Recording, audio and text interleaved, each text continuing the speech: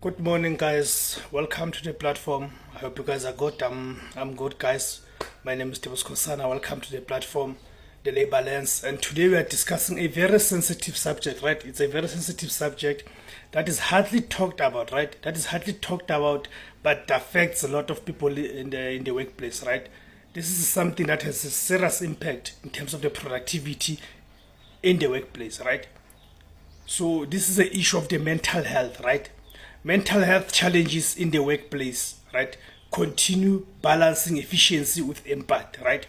Meaning that if you are a manager or someone who's a superior who's been given the responsibility to look after the workers or the productivity and such, how do you balance, right, the efficiency in terms of ensuring that the production is running properly, but also having empathy for the workers in terms of the challenge that they're going through. All right.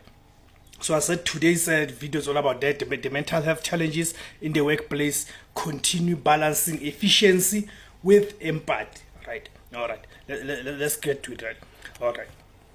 As mental health cases in the modern workplace continue to rise, many South African employers face a growing challenge, striking the delicate balance between remaining sensitive to mental health concerns raised by employees and taking reasonable steps to address them and maintaining operational efficiency. All right, before we go further, guys, please remember to subscribe, guys. Right now, go to the subscribe button at the bottom of the video here and subscribe, guys. All right, let's carry on. In terms of the challenges, the South African employers may face several challenges when dealing with mental health in the workplace. Examples of these challenges include: 1.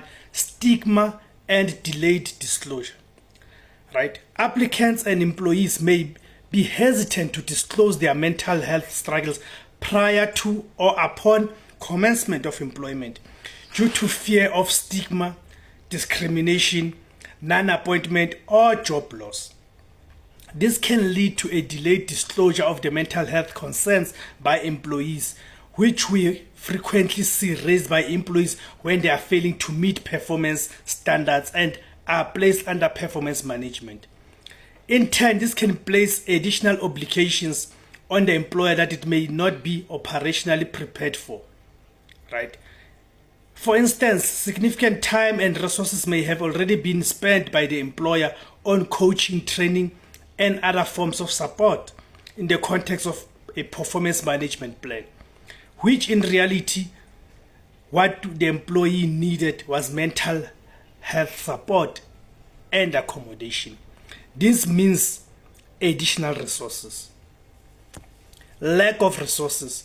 The reality is that many South African business, particularly small and medium-sized enterprises, may not have adequate resources to provide extensive mental health support and workplace accommodations due to, for example, the size and nature of the workplace. Therefore, employers in these circumstances are often placed in a stressful position when employees raise mental health concerns as the viable accommodation measures available to them are limited. 3. Productivity and performance. Employers, particularly smaller businesses, may struggle to balance maintaining operational efficiency and complying with their legal obligations to reasonably accommodate employees who are unable to perform optimally due to mental health concerns. For instance, where an employee is frequently absent due to mental issues or where their responsibilities have been reduced to accommodate their concerns. This may result in key resources gaps which impact business operations and workplace morale, as it may place additional pressure on other staff members. 4. Employees on probation. Mental health concerns raised by an employee, right, as a reason for underperformance during the probation period can be particularly difficult to navigate, right? In such case, an employer cannot simply performance manage the employee in the ordinary course and will need to consider ill health accommodations. But to what extent, right? This can become a complex as there are various factors that an employer may need to consider, right? May need to consider, right? Such as extending the probation period, reducing workload, permitting additional time off, and the overall impact of this on its operations and other staff members. Number 5, fear of litigation and reputational damage. Some employers tend to panic when mental health concerns come to the fore, as there seems to be a common misconception that an employer needs to accommodate an employee's ill health in all respects, regardless of its operational needs, failing which it will be sued or be labeled as insensitive to the mental well-being of its staff. Without detracting from the seriousness of mental health or any form of ill health in the workplace, this misconception can lend itself to abuse by employees who falsely claim mental health problems in the face of misconduct or poor performance allegations, making the employer apprehensive to take further action. It is therefore important that a proper investigation be done to ascertain the true cause of the employee's poor conduct in the workplace, and that each case be dealt with on its own merits. Right. Legislative compliance. South African labour offers various protections to employees facing ill health concerns, including the Employment Equity Act, the Labour Relations Act, and the Occupational Health and Safety Act. Employers must ensure compliance these laws when dealing with mental cases, and at the same time ensure commercial fairness and efficiency. Right. Striking the balance. To address these challenges, employers should aim to strike a balance between maintaining efficient business operations and reasonably accommodating employees who are mentally unwell, with dismissal as a last resort. In this regard, it is important to note that the law does not require an employer to do anything in its power to accommodate the employee's mental health issues in the workplace. Only accommodations that are reasonably and operationally practicable are required. Some strategies to achieve this desired balance may include the following. Number 1, create a supportive work environment.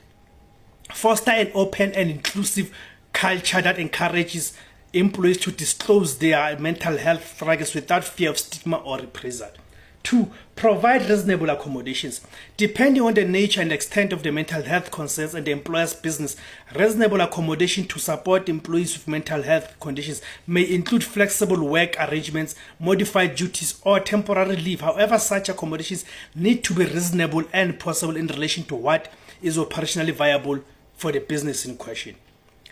3, establish clear policies and procedures. Establish a policy that outlines procedures for addressing mental health issues, providing support and ensuring compliance with relevant laws and regulations.